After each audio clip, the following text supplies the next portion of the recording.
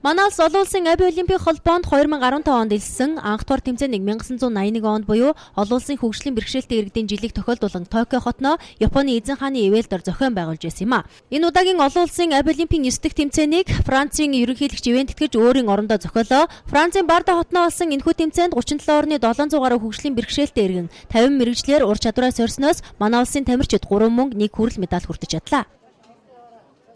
Миний төрөл болохоор 18-9 орных баха 21 хүн оролцсон.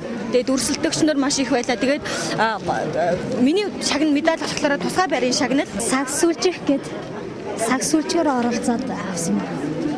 Хичнээн орны тамирчтай 17 орны тамирчтай.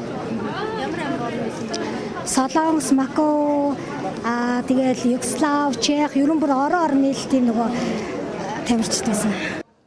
Оролцогчдоос гадна шүүгч, үзэгч, дэмжигчгээд нийтдээ 80,000 гаруй хүн цугласан дэлхийн хэмжээний энэ тэмцээнд Монголоос хоккейг дахин ашиглах уран зураг, оёдол, арьсан урлал, компьютер ухсрах, вебсайт, системийн удирдлага, нарийн бов, хоол хийх, вааран идэл, модон сийлбэр, мотоцикл ухсрах зэрэг 11 төрлөөр оролцжээ.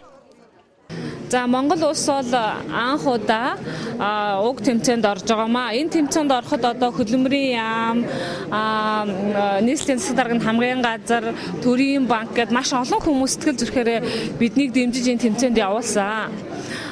Тэгээд Франц улсын Бордо хотод болсон тэмцээнд Монгол улсын 11 тамирчин оролцсон.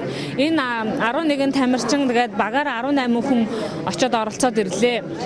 Манай баг тамирчид 700 хүнтэй өрсөлдөд мөн нийт одоо сайн дурын ажилчид үзэгчид гэдэг ингээд 80,000 хүнтэй тэр тэмцээнд одоо амжилтаа орж ирсэн. Дэлхийн тавцанд анх удаа Монгол эх орноо төлөөлсөн алтан гартай мэрэгчлэлтүүдийг өнгөрсөн 11-р сар зохион байгуулсан хөгжлийн бэрхшээлтэй иргэдийн ур чадвар 2015 тэмцээнээс тодруулсан байна. Сая Франц улсад бол олон улсын хөгжлийн бэрхшээлтэй иргэдийн Аби Олимп буюу ажил мэргэжлийн ур чадварын ийм их наадам боллоо.